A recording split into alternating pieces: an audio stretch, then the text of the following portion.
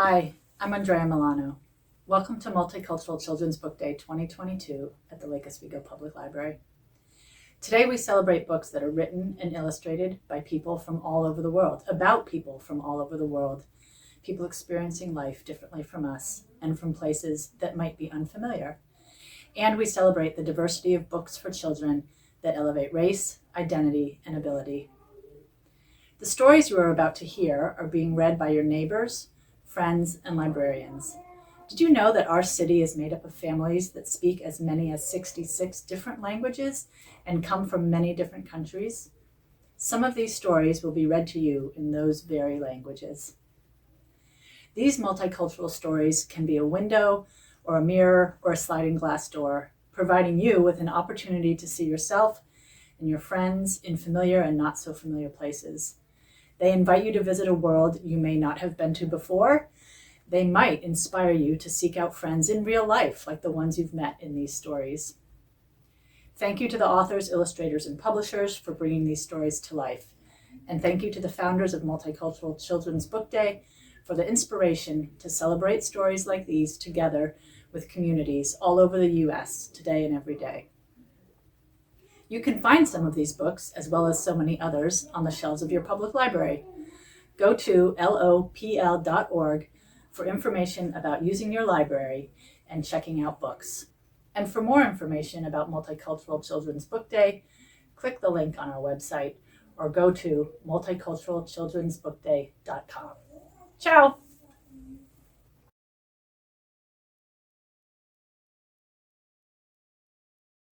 Have you ever been embarrassed or ashamed of your body? In Lakshmi's Mooch by Shelley Anand and illustrated by Nabi H. Ali, Lakshmi and a classmate are playing at school when all of a sudden she's teased for having a mustache. Indian-American Lakshmi looks at herself in the mirror and sure enough, there it is, a mustache, or a mooch, Hindi for mustache. From here, Lakshmi's parents lead her on a journey of self-acceptance by showing her that her body hair is part of her heritage, an important part of her body and identity, and something to be proud of. This story effectively combats negative messages about girls' and women's body hair, especially targeted at girls and women of color, in a funny, engaging, and age-appropriate way. Lakshmi learns not only to love and embrace her own body and her mooch, but she also helps show the other kids in her class how to embrace theirs as well. This hopeful picture book, Light for All, by award-winning author Margarita Engel and illustrated by Raul Colon, is about the familiar Statue of Liberty as a symbol of freedom, equality, and the American pride and dreams. But we also know that the story of America is not one that has always aligned with these values. This is a powerful, lyrical story that doesn't shy away from acknowledging the bitter story of the United States' cruel beginning and touching on the disenfranchisement of marginalized communities, including Indigenous peoples and African Americans. What's so cool about this book is that it's going to be an engaging read for your preschooler as well as your second or third grader, and it's sure to spark some important discussions in your family about empathy, acceptance, and the fraught history of our country. In the city of Tainan, there lives a very special family. Special because they have 10 sons who do everything together. Their parents call them their 10 little dumplings, as both sons and dumplings are very lucky in Taiwanese culture. But if you look closely in 10 Little Dumplings by Larissa Fan and illustrated by Cindy Wu, you'll see that someone else is there listening, studying, learning, and discovering her own talent. A sister. As this little girl grows up in the shadow of her brothers, her determination and persistence help her to create her own path in the world and becomes the wisdom she passes on to her own daughter, her own little dumpling. Have you ever tried to trace your ancestry through generations by making a family tree? A young black girl in Born on the Water by Nicole Hannah-Jones and Renee Watson tries to do just that, but gets frustrated when she can only find information going back a few generations. That's when her grandmother begins to tell her the story of their ancestors, beginning in West Central Africa before they were enslaved. This is a lyrical, triumphant narrative told through poems based on Hannah-Jones's 1619 project. The story of this one American family becomes the story of the consequences of slavery and the history of Black resistance in the United States, presenting a fine balance between portraying an honest picture of enslavement and consideration for elementary-aged readers. Imagine if the buffalo that used to roam the plains were allowed to run wild in our world today. It would be beautiful, it would be sensational, but it would also be chaotic. In this whimsical picture book bedtime story, Buffalo Wild by Deirdre Haverlock, Declan wonders just that. He hears the stories his Cree grandmother told him about when millions of wild buffalo roamed the land, and he dreams them into existence in the here and now. He can't believe his eyes when the prairie suddenly looks as wild as it was in those stories. But soon the buffalo start to wreak havoc in his garden, and Declan asks the creator to take them back to the sky. With bold illustrations by Asby Whitecalf, author Deirdre Haverlock from the Saddle Lake Cree Nation explores the importance of buffalo to indigenous peoples and helps the reader to imagine a time when the land we live in was truly wild. In the joyful and gender-affirming picture book Teo's Tutu by Marianne Jacob Marcias and illustrated by Alia Marley, Teo loves to dance, but ballet class makes him nervous. Teo is biracial with a South Asian mom and a Latinx dad, and they dance together at home all the time. But the Bhangra and the Cumbia are very different from ballet. In the ballet studio, a boy makes fun of Teo's tutu, but the teacher immediately comes to Teo's defense. The more he practices, the more confident and talented he feels. But when the recital costumes arrive, Teo nervously picks out a shirt and pants just like all the other boys. But he also takes home a lavender tutu, which is what he really wants to wear. On recital day, when he has to make a decision, Teo's family encourages him to wear the clothes that he likes best, emphasizing that at times, being our authentic selves requires all of us to be brave.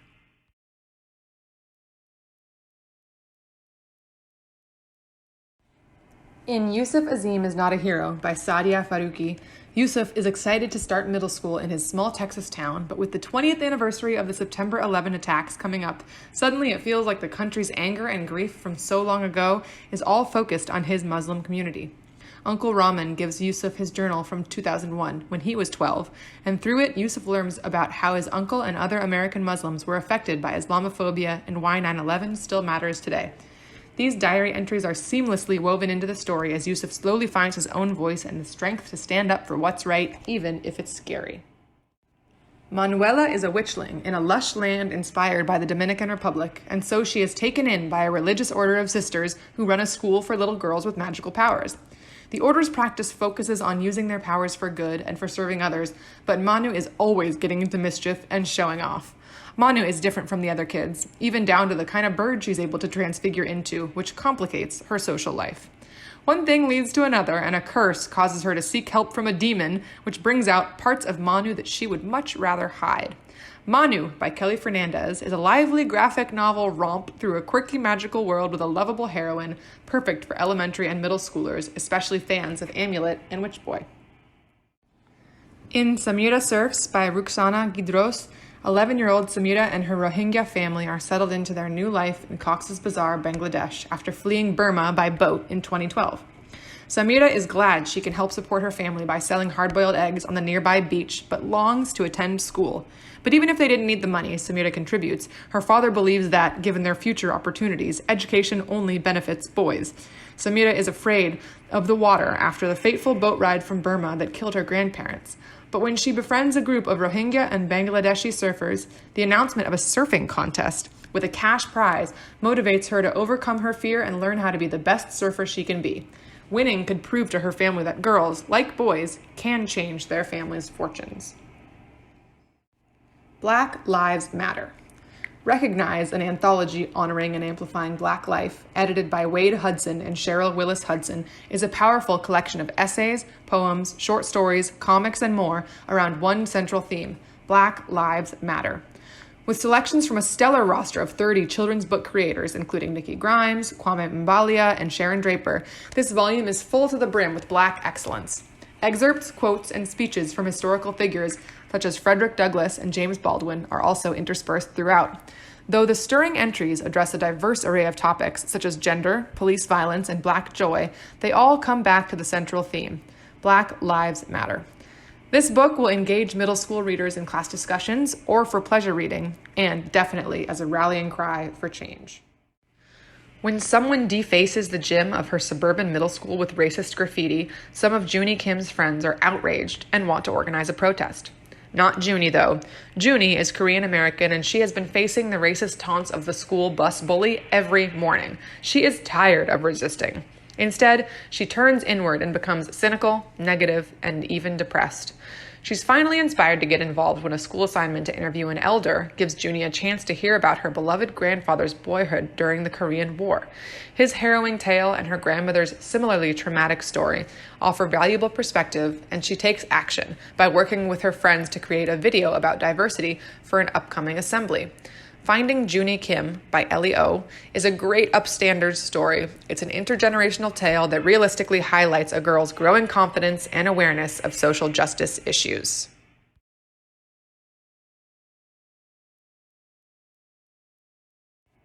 Here's one that's going to be a hit with tweens and young teens. In Perfectly Parveen by Olivia Abdahi, Iranian-American Parveen is about to start her freshman year how she always dreamed, with a cute boyfriend she met over the summer. Things do not go as planned, however, when she is dumped on the first day of school. Her plan? To take a cue from her favorite romantic comedies and transform herself into the kind of girl that the most popular guy in school might ask to homecoming.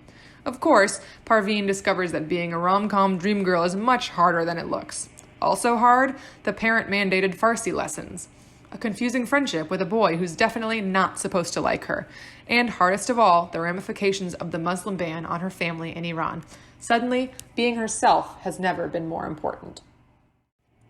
Mateo Garcia is your average high schooler. He dreams of being a Broadway star, he loves hanging with his friends, and he makes extra pocket money working in his father's bodega. He and his younger sister Sophie have been taught to fear one word for as long as they can remember: deportation. His parents have been in New York City for so long that both Mateo and his sister were born there. When Mateo returns from school one day to find that his parents have been taken by ICE, he realizes that his family's worst nightmare had become a reality. In Indivisible by Daniel Aleman, now Mateo must figure out who he is and what he is capable of, even as he is forced to question what it means to be an American. Skin of the Sea, the series opener by debut author Natasha Bowen, has so much action and fantasy packed in. Mermaids, West African mythology, historical commentary on the trading of enslaved people in the 1400s, and plenty of fast-paced action. Simi is a human teen turned mermaid who is tasked to collect and usher to the afterlife the souls of deceased West African people thrown overboard from passing slave ships.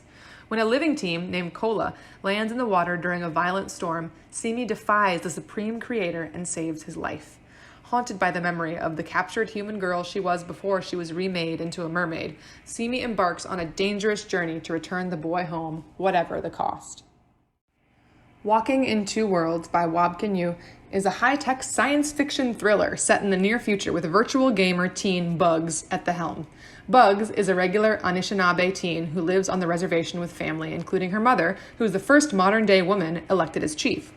Bugs is socially awkward, but in the virtual gaming world of the Floraverse, she's actually kind of famous, earning micropayments from fans and dominating against the misogynist, racist alt-right group Clan, Less, who make it a goal to take Bugs out of the game entirely. Using her nation's knowledge to marshal living beings in the verse's natural landscape, Bugs pits herself against the group's artificial technology. Bugs has a virtual love interest, but struggles to balance her online persona with her real-life identity. First written in Japanese in 1937 and perfect for tween and younger teen readers, How Do You Live by Genzaburo Yoshino is a story told in two voices. One is 15-year-old Copper as he struggles to confront inevitable and enormous change after his father's death, and the other voice belongs to his uncle, who writes to him in a journal, sharing knowledge and advice. This deeply thoughtful, slow-burn Japanese classic also happens to be Studio Ghibli's filmmaker Hayao Miyazaki's favorite childhood book, and is quietly impactful.